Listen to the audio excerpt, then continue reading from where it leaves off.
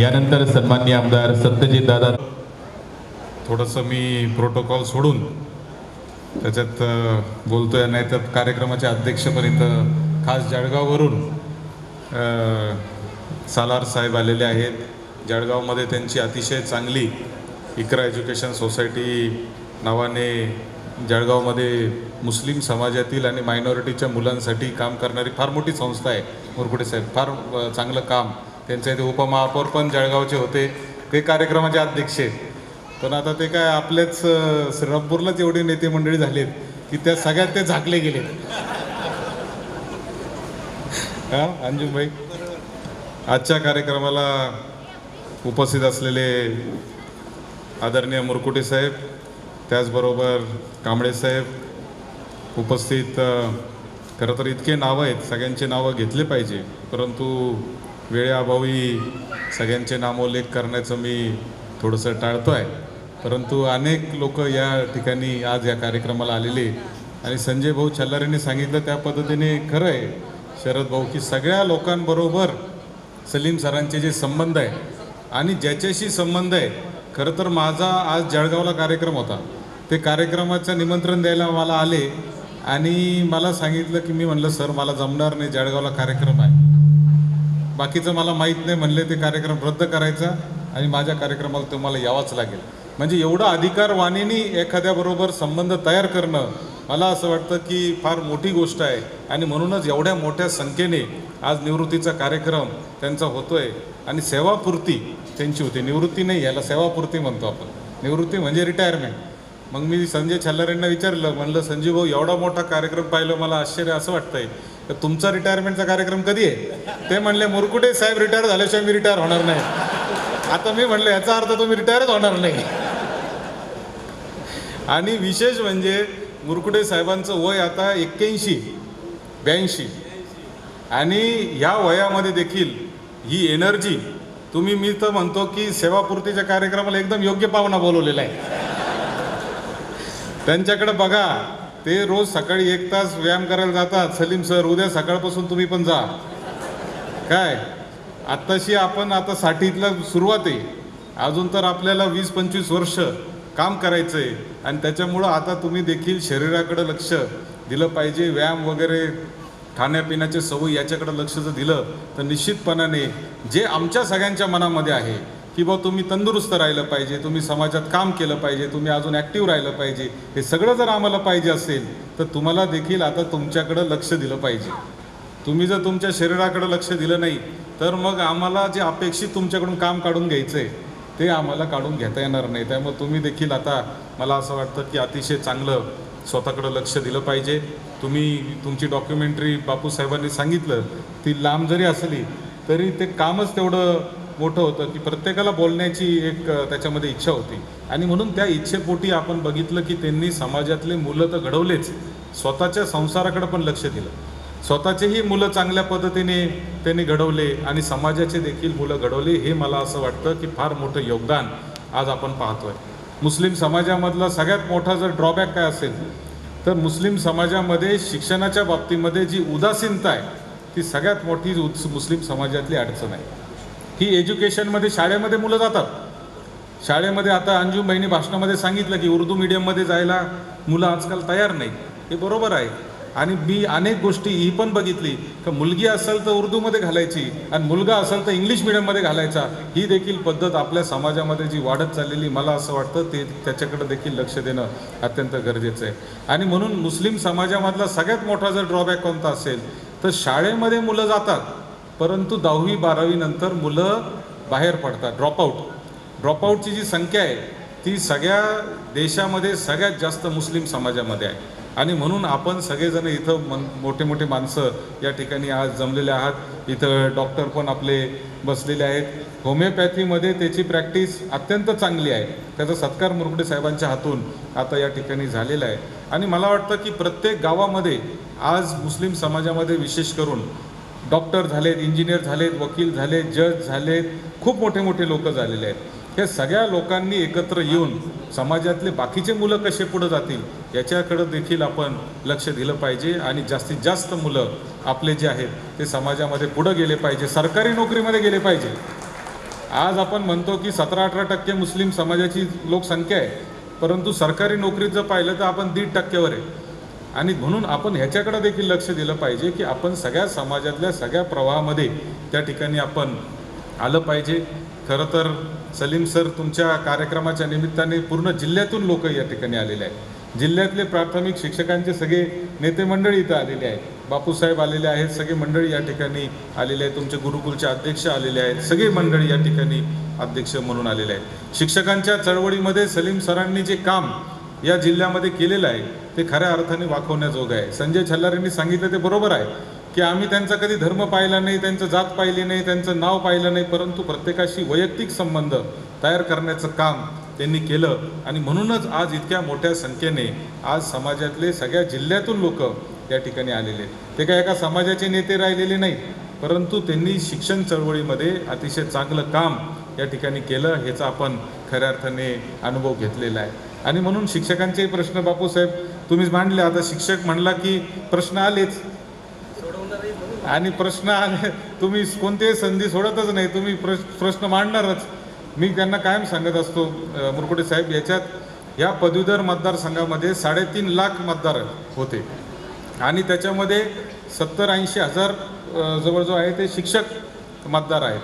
आणि शिक्षक मतदार आहेत, परंतु इतके ते प्रश्न मांडणं, त्यांच्याकडे ती संघटना, त्यांच्याकडे प्रश्न मांडण्याची ती पद्धत, आणि त्याच्यामुळं काय होतं की इतके प्रश्न ते मांडतात की लोकांना वाटायला लागतं की हा पदवीधरचा आमदार आहे का शिक्षकांचा आमदार आहे, असा प्रश्न त्याच्या मनामध्ये येतो. कारण हे मांडायची यांची, आता आपण झेडपीमध्ये पाहिले तरी आता ऑनलाईन बदल्यांमुळे आता कोणी येत नाही आपल्याकडं. नाही तर पूर्वी तर तुम्हाला सांगतो 2007 ते 17 अनुताई तुम्हाला सांगतो की इतकं जिल्हा परिषदमध्ये आम्ही असताना ऑनलाईन बदली म्हणजे एका बदलीसाठी तर तुम्हाला खोटं वाटेल, राष्ट्रपती ऑफिसमधून फोन आला होता, राष्ट्रपती कार्यालयातून. म्हणजे ज्यांनी ऑनलाईन बदलीचा शोध लावला त्याचं खरं तर आभार आणि अभिनंदन केलं पाहिजे की एक त्यांनी तुम्हाला सांगतो एक सिस्टीम आहे, त्याच्यामध्ये अजून पण थोड्याफार त्रुटी जातील त्या पण काळाच्या ओघामध्ये, परंतु एक सिस्टीम आणायचा प्रयत्न त्याच्यामध्ये केला. आणि तुम्हालाही कळायला लागलं की आपल्याला कधी बदली होणार, कुठं होणार, तुम्हाला चॉईस मिळाली. आणि खऱ्या अर्थाने तुम्हाला सांगतो की फार मोठा ताण हा राजकीय जिल्हा परिषदमधल्या लोकांचा गेला. नाही तर त्यावेळेस तुम्हाला सांगतो इतकं अवघड असायचं. एका शिक्षकांनी प्रत्येक, जसं तुम्ही ॲडमिशनला तुमच्याकडे मुलगा आला कॉलेजला आणि त्याला मार्क कमी असले तर तो काय म्हणतो, आजारी होता, हे कारण फिक्स आहे. तसं बदलीमध्ये आई वडील वृद्ध आहेत, आजारी आहे, आई वडिलांची सेवा करायला जायचं आहे, हे कारण सगळ्या सरकारी कर्मचाऱ्यांच्या बदल्यांमधलं फिक्स कारण आहे. आणि एका आई वडिलांना कुठून तरी कळालं की आपल्या मुलांनी आपली सेवा करायला यायचं म्हणून बदलीचा अर्ज केलेला आहे. ते आई वडील तिथं पोहोचले, ते म्हणले काही करा, परंतु ह्याला काही इथं परत आणू नका म्हणले. लांब आहे तेच चांगलं आहे. अशी ही सगळी सरकारी यंत्रणा सगळी गमती जमतीचा भाग आहे. परंतु तुम्ही जो मुद्दा मांडला तो अतिशय रास्त मुद्दा आहे की शिक्षकाला शिक्षण सोडून बाकीचे सगळे कामं दिले जातात, परंतु त्याला शिक्षणाच्या कामामध्ये आपण त्याचं काम काय चाललंय हे कधीच पाहत नाही. आणि ही सगळ्यात मोठी शोकांतिका या भारतीय शिक्षण व्यवस्थेमध्ये झालेली आहे. गट शिक्षणाधिकारी येतो, केंद्र प्रमुख येतो, तो तुमचा विस्तार अधिकारी येतो आणि काय पाहतो, मुख्याध्यापकाला म्हणतो खिचडीचा हिशोब दे, बांधकाम कसं झालं सांग, सर्व शिक्षा अभियानमध्ये शौचालय आहे का, पाण्याची व्यवस्था आहे का. अरे शाळेत तो मुलगा काय शिकतोय, कशा पद्धतीने त्याला शिकवलं जातं आहे, ह्याच्या संदर्भात त्याला काहीच प्रश्न विचारले जात नाही. आणि त्याचा परिणाम असा झाला आहे की शिक्षक वर्गाला जे काम तो करतो त्याचं त्याला मोबदलाच मिळत नाही.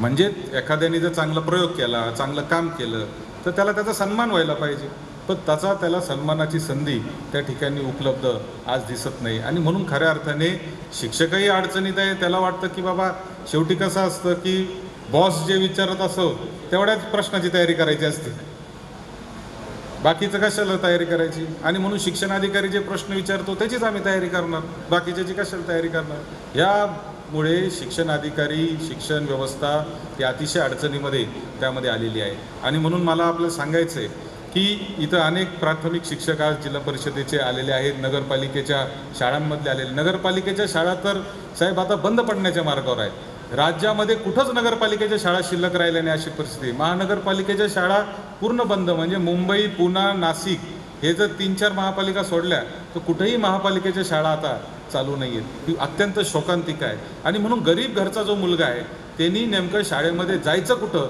हा खऱ्या अर्थाने त्याच्या पुढं फार मोठा प्रश्न आहे. आज आपण पाहतो की इतके मोठे लोक आहेत पण ते जिल्हा परिषद शाळेमधून, नगरपालिकेच्या शाळेमधून पुढे जाऊन मोठे झालेले आहेत.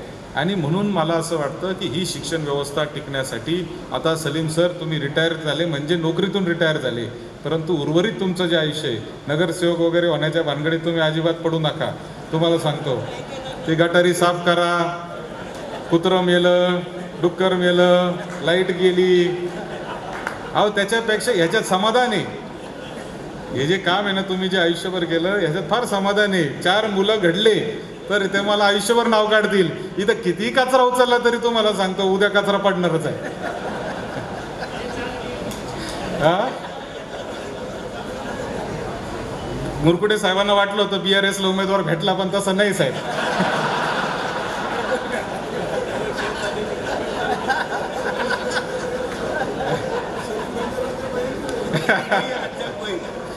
नाही पण साहेब तुम्हाला सांगतो तुम्ही अहो भाऊसाहेब कांबळे त्यांचे लोकसभेचे उमेदवार आहे तुम्हाला माहित नाही.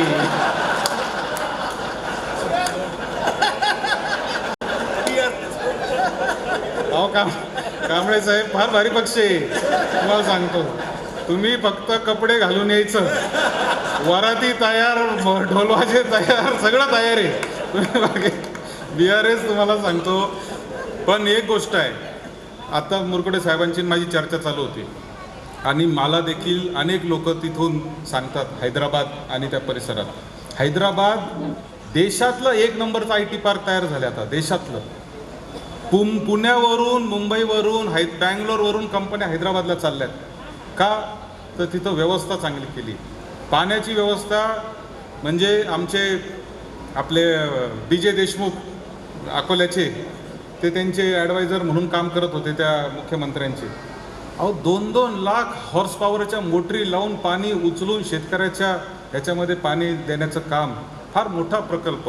आता मी मुरकुटे साहेबांना तोच प्रश्न विचारला कानात की साहेब हे सगळ्या प्रकल्पाला पैसे येतात कुठून हा खऱ्या अर्थाने मोठा प्रश्न आहे. कारण महाराष्ट्रासारखं एवढं मोठं राज्य आहे, एवढी मोठी GDP, एवढं मोठं उत्पन्न आहे, पण आपण शेतकऱ्याच्या दारामध्ये पैसे पाणी देऊ शकत नाही आहे. परंतु इतक्या मोठ्या प्रमाणावर त्या तेलंगणामध्ये कशा पद्धतीने हे चाललेलं आहे हे देखील खऱ्या अर्थाने अभ्यास करायचा विषय आहे.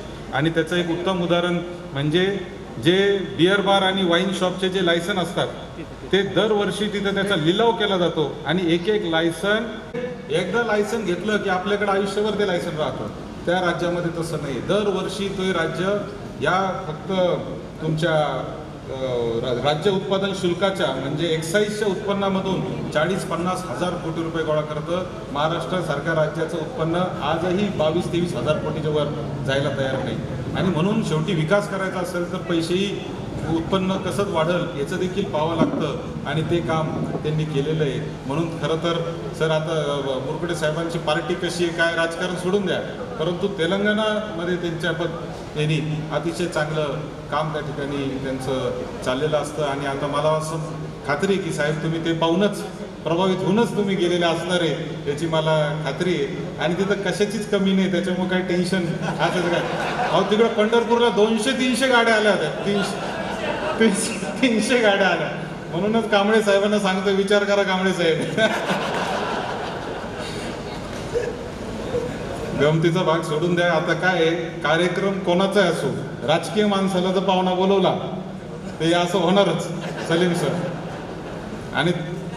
आणि अनुताईंनी मला सांगितलं हे ना ह्यांच्या पुढारी जास्त आहे म्हणले, सलीम सर पुढारी जास्त आहे म्हणले. त्याच्यामुळं तुमच्यावर सगळ्यांचं प्रेम आहे.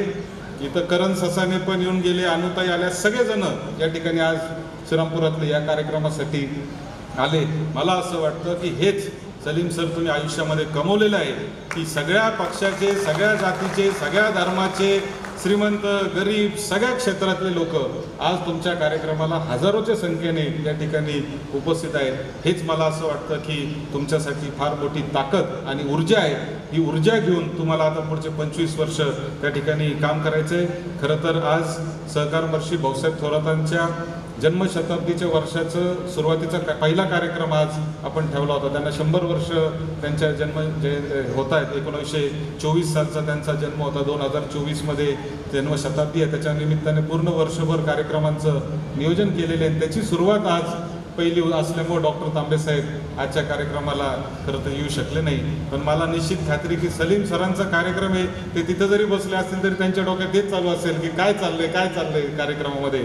इतका त्यांचा जिव्हाळा या ठिकाणी आपल्यासोबत आहे. आणि म्हणून निश्चितच मी आपल्याला भावी आयुष्यासाठी खूप खूप शुभेच्छा देतो.